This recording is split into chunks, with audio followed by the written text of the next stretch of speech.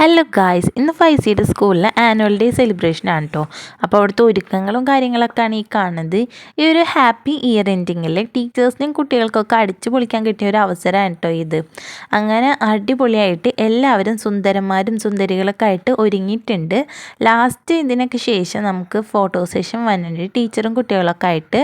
ഇതേപോലെ തന്നെ അടുത്ത ക്ലാസ്സിലും ഇവരെയൊക്കെ അറേഞ്ച് ചെയ്ത് നിർത്തണ്ടായിരുന്നു കേട്ടോ.